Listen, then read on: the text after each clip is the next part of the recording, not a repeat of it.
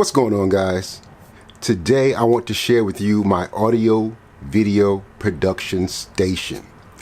A lot of you may not know this fact, but I did run my own record label back in like '04 to '08, '09, something like that. And when you're making music, at least back then, everything was larger. I can only imagine what the 70s and 80s were like. You had a room full of production equipment. It was just ridiculous. But I had two keyboards, a Korg Triton and this other Casio or something, and they were like huge on a double stand. I had Blue Sky 3.1 monitor system with two satellites and a huge subwoofer. Oh man, I had Newmar TTX one I sampled on. I had an MPC. I had everything, and it took up a lot of space. Once I transitioned into video and really found that I loved that, I kind of got away from music a little bit. And after I was comfortable with it, I actually got back into it. I ended up got rid of all my other production equipment over the years and decided I'd go with a Maschine Micro. Had one of the white ones back in somewhere between 2012 and 2014. I had that piece of equipment. Loved it. Absolutely loved the Maschine Micro. Again, got deep into the video production. So I ended up getting rid of that one. And I'll do a whole video later on all the different stuff I had as far as audio equipment. You'll be surprised what I've been through equipment-wise.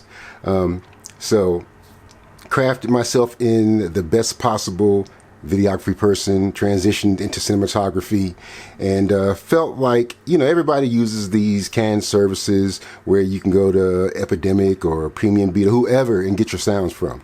And one of the things I've always missed is making my own music. I truly enjoy it. My dad was a musician, and just something that's always been near and dear to me, one of my first loves, and I keep it in my heart. So I went ahead and got back into another micro, black one this time. Bought it off a guy around the way, and did that for a while. Bought that maybe 2 years ago. And as I'm now transitioning into where I am currently, I want to score more of my own productions or client work with the kind of music they're looking for and I want to produce. The internet is easy. You just hunt around and find it. But if you can make it, then you know that you have no problems with licenses at all. And you can charge what you want to charge for an original piece. Simple as that. So I jumped back into Maschine, as they call it, and I just love Maschine. I just love Maschine. I'm sorry. Let me get this out the way. It's my Mookie Wallace mic on my arm for when I do podcasts or stuff like that. The voiceovers, you know it. Anyway.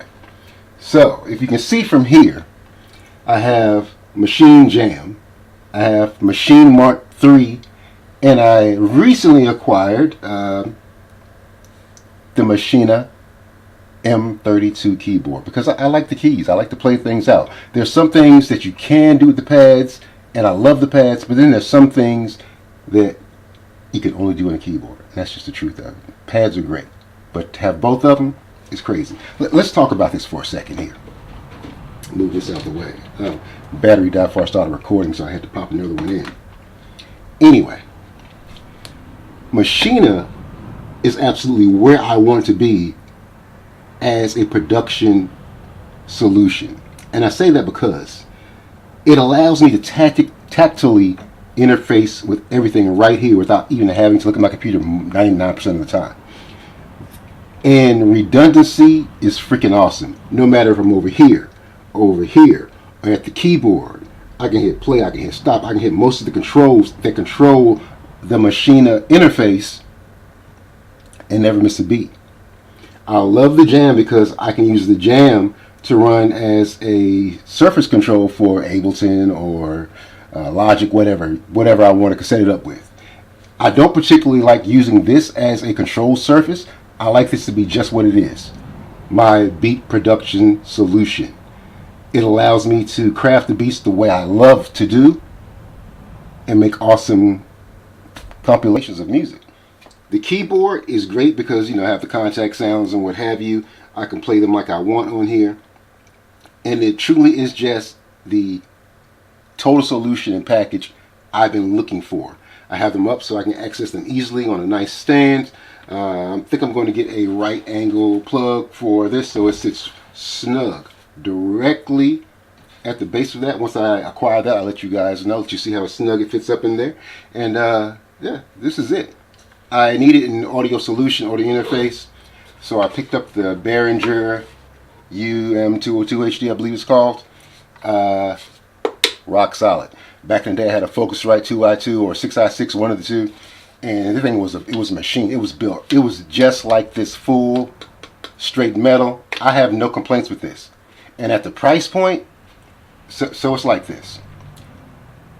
I really want to go all Maschine. I truly did. But when I looked at the price point and the features compared to Maschine's audio solution that is comparable to this, it's $40 more. Yes, not a lot, but build quality wise, I love Maschine. Had the last little LED lights on there and all that, but build quality wise, I smell all the way around. I can't be mad at that. Now, Maschine, if you want to send me one to test, I would love to test it and compare it to the Behringer one. Now, I know that everybody, oh, Behringer's cheap name. This is the Midas one that the company they bought out. So, again, I've already tested it. Love the inputs. Don't trust me. Check the reviews online. That's all I'm going to say about it. But that's my solution there.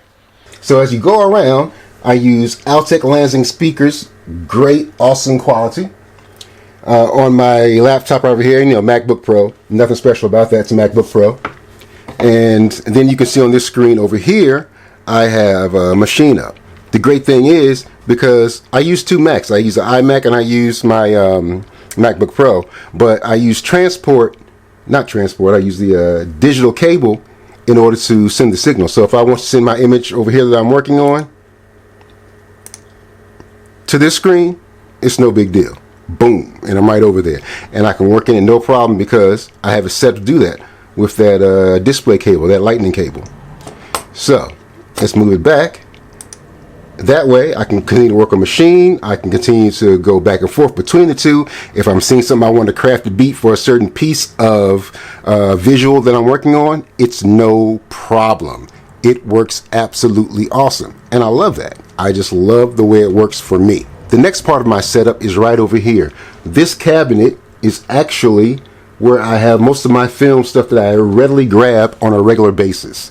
So it changes a lot. Sometimes cameras are sitting up there. Right now I have a cage slider. I have my Tascam DR60.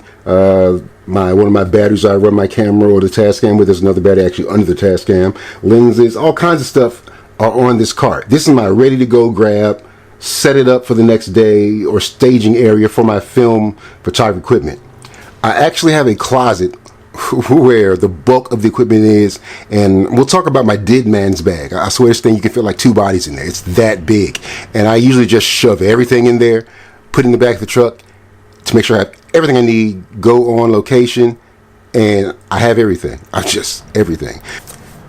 Hope you enjoyed my production tour today. This is where I get all the work done right here. Sometimes I might take the micro out. I still have my black micro. I